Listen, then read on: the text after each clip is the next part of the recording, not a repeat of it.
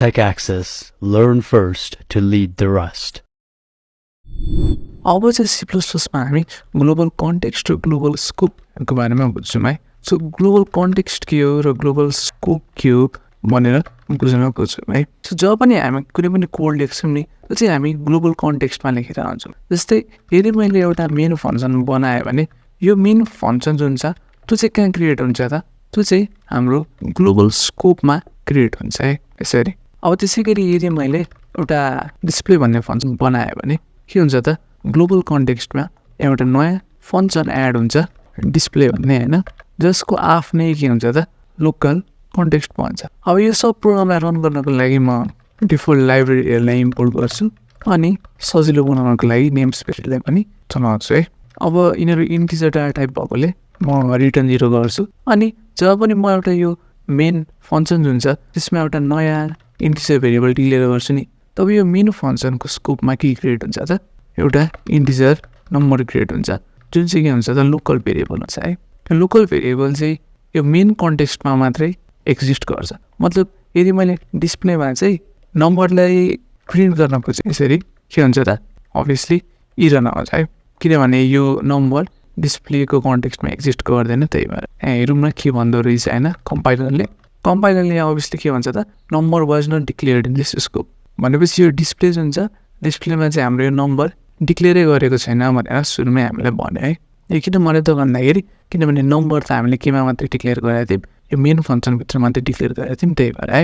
अब यदि मैले आइएनटी नम्बर गरेँ होइन भने के हुन्छ भन्दाखेरि दुइटै ठाउँमा एउटै नाम गरेको भेरिएबल डिक्लेयर हुन्छ। तर सिन्स यिनीहरू छुट्टै छुट्टै स्कोपमा छन् एउटै नामको भयो भने यिनीहरूले दुइटै छुट्टै भ्याल्यु आफूमा स्टोर गर्न सक्छन्, किनभने यिनीहरू लोकल्ली छुट्टै कन्टेक्स्टमा छन्। जस्तै यदि मैले यसमा सिआउट गर्न खोजेँ अनि यसको नम्बरले के भ्यालु दिए त? 5 दिए अनि यसको नम्बरको भ्यालुलाई के दिए त? 10 दिए अनि यतिकै प्रिन्ट गर्न खोजेँ भने के हुन्छ?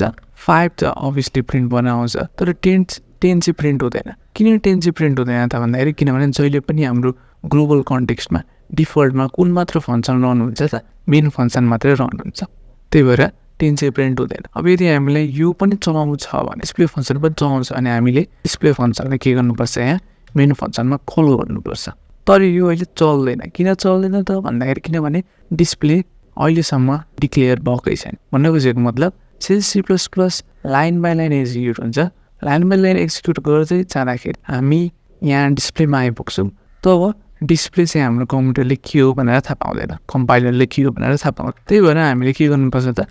एउटा डिस्प्ले भनेर एउटा यहाँ यत्तिकै डिक्लेयर गर्नुपर्छ, फङ्सन पछि बन्न सक्छ है भनेर। त्यसपछि जब हामी रन गर्छौँ 5 पनि प्रिन्ट हुन्छ 10 पनि प्रिन्ट हुन्छ। यहाँ हेर्नुहोस् एउटै नाम छ नम्बर त्यही त्यसले एउटै छुट्टै भ्याल्युज प्रिन्ट गर्न सकेको छ है। यो चाहिँ किन भयो त भन्दाखेरि किनभने यो छुट्टै कन्टेक्स्टमा छन् अनि छुट्टै कन्टेक्स्टमा यिनीहरूले छुट्टै भ्यालु के गरेछ त? स्टोर गरे। यसमा 5 स्टोर गरेछ भने यसमा के स्टोर गरेछ त? यसमा चाहिँ 10 स्टोर गरेछ। यो चाहिँ हाम्रो त्यो लोकल कन्टेक्स्टको कन्सेप्ट। यदि हामीले एउटा भेरिएबल डिक्लेयर गऱ्यौँ होइन ग्लोबल कन्टेक्स्टमा डिक्लेयर गऱ्यौँ एउटा नम्बर भन्ने भेरिएबल त्यसको भ्यालु चाहिँ 5 दिउँ भने के हुन्छ त? हामीले यो जुन ग्लोबल कन्टेक्स्टमा ग्लोबल स्कोपमा बनाएको भेरिएबल जुन छ त्यो चाहिँ हामीले यो ग्लोबल कन्टेक्स्टभित्र जहाँ पनि चलाउन पाउँछौँ। सिन्स मेन फङ्सन ग्लोबल कन्टेक्स्टभित्र छ देयरफोर मेन फङ्सनले यो ग्लोबल भेरिएबलको भ्यालु आफूमा चलाउन सक्छ। मतलब सिन्स मेन फङ्सन ग्लोबल स्कोपभित्र छ है, ग्लोबल स्कोपभित्र भएकोले यो नम्बर चाहिँ हामीले मेन फङ्सनको कन्टेक्स्टभित्र चलाउन सक्छौँ। त्यसै गरी डिस्प्लेको फङ्सनभित्र पनि हामीले यो भ्यालुलाई चलाउन सक्छौँ। एकचोटि कसरी डिफाइन गर्ने एउटा ग्लोबल भेरिएबललाई त्यो पनि हेरौँ है। ग्लोबल भेरिएबललाई डिफाइन गर्नको लागि हामी ह्यास लेखेर डिफाइन लेख्छौँ अनि ग्लोबल भेरिएबललाई जस्तो हामी क्यापिटल लेटर्सले डिनोट गरेर लेख्छौँ। त्यसपछि के भ्यालु दिनुपर्ने हो त्यो लेख्छौँ अनि हामीले जे प्रिन्ट गर्न मन लागेको छ हामी एउटा मेन फङ्सनभित्र आएर हामी नम्बरलाई यसरी प्रिन्ट गर्न सक्छौँ है। अब अभियसली डिफ्रेन्सिएट गर्नको लागि म के गर्छु त यहाँ एउटा लोकल भेरिएबल भनेर स्ट्रिङ पनि लेख्छु होइन, लोकल भेरिएबल भनेर। अनि सिमिलरली म यो नम्बर प्रिन्ट गर्नुभन्दा अगाडि पनि के लेख्छु त? ग्लोबल भेरिएबल प्रिन्ट गर्न आँटेको है भनेर लेख्छु। अब यसरी हामीले रन गर्दाखेरि के आउँछ त? लोकल भेरिएबल चाहिँ 5 हो, ग्लोबल भेरिएबल चाहिँ 100 हो भनेर आउँछ। त्यसै गरी यदि हामीले यो लोकल भेरिएबल जुन छ त्यो चाहिँ ग्लोबल कन्टेक्स्टमा यसरी सिआउट गर्न सक्दैनौँ किनभने हाम्रो कम्पाइलरले कन्टेक्स्ट बुझेको हुँदैन है।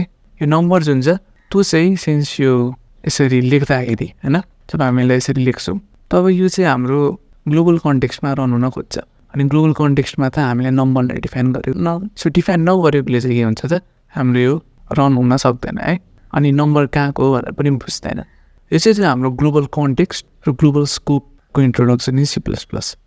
यो चाहिँ अब कहाँ काम लाग्छ त भन्दाखेरि इनहेरिटेन्समा काम लाग्छ।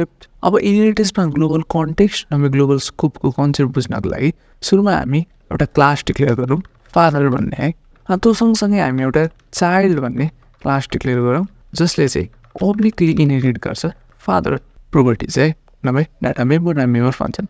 जब हामीले एउटा पब्लिक भन्ने एसएस मोडिफायर चलाएर एउटा वेल्थ भन्ने भेरिएबल क्रिएट गर्छौँ तब यो वेल्थ जुन छ नि त्यो चाहिँ ग्लोबल कन्टेक्स्टमा क्रिएट हुन्छ। त्यसै गरी यदि हामीले प्राइभेट चलाएर यो वेल्थ क्रिएट गरेको छौँ भने यो चाहिँ हाम्रो लोकल कन्टेक्स्टमा क्रिएट हुन्छ जसले गर्दाखेरि मेन फङ्सनले हाम्रो यो वेल्थ चाहिँ एक्सेस गर्न पाउँदैन। त्यो बुझ्नुभन्दा अगाडि हामी पब्लिक कसरी चलाउने हेरौँ है। यसको लागि मैले एउटा वेल्थको डिफल्ट भ्यालु दिएको छु 1000 अनि जब पनि म के गर्छु त भन्दाखेरि मेन फङ्सनमा वेल्थलाई प्रिन्ट गर्न खोज्छु तब मैले वेल्थलाई प्रिन्ट गरेर पाउँछु। जस्तै राम भन्ने फादर बनाएँ मैले फादर अब्जेक्ट होइन अनि रामको यदि राम र वेल्थ चाहिँ हेर मैले मेनमा सिधै एक्सेस गर्न खोजेँ भने यसरी म एक्सेस गरेर पाउँछु सेमिकोलन चाहिन्छ क्लास लेखिसकेपछि अनि यसरी हामीले राम र वेल्थ एक्सेस गर्न पायौँ। अब यो चाहिँ किन पायौँ है यो कुरा मजाले बुझ्न खोज्छौँ।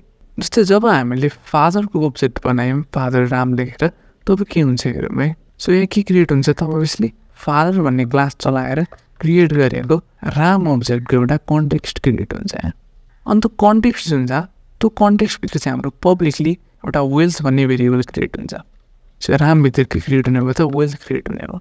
अझ पनि हामीले यहाँ पब्लिक एस मोडिफायर चलाएर वेल्थ क्रिएट गर्छौँ वेल्थ भन्ने इन्टिजर भेरिएबल जब क्रिएट गर्छौँ तब यो वेल्थ भन्ने पब्लिक चलाएको इन्टिजर भेरिएबल जुन छ त्यो चाहिँ हाम्रो ग्लोबल कन्टेक्स्टमा आफै आइपुग्छ कुन अब्जेक्टको राम अब्जेक्टको भनेपछि ग्लोबल कन्टेक्स्ट र ग्लोबल स्कोपमा के को भ्यालु आफै आयो त राम र वेल्थको भ्यालु आफै आयो।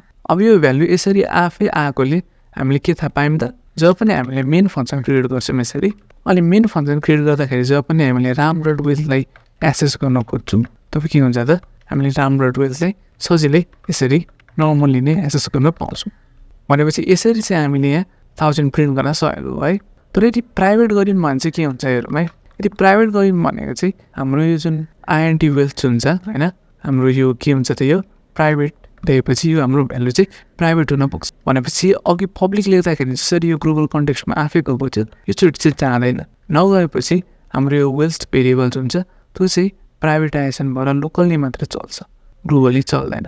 भनेपछि जब हामी यो प्राइभेट लेखेर यसरी रन गर्न खोज्छौँ तब के भन्छ त यसले प्राइभेट छ विदिन दिस कन्टेक्स्ट है। सो यो कन्टेक्स्टमा चाहिँ हाम्रो फादरको कन्टेक्स्टमा के छ त हाम्रो वेल्थ चाहिँ प्राइभेट छ भन्न खोजेको है। सो यसरी चाहिँ हामीले पब्लिक चलाउँदाखेरि चाहिँ मेनमा यसरी एक्सेस गर्न पाउँछौँ तर प्राइभेट चलाउँदा चाहिँ एक्सेस गर्न पाउँदैनौँ भन्ने कुरा चाहिँ यसरी बुझ्न सकिन्छ।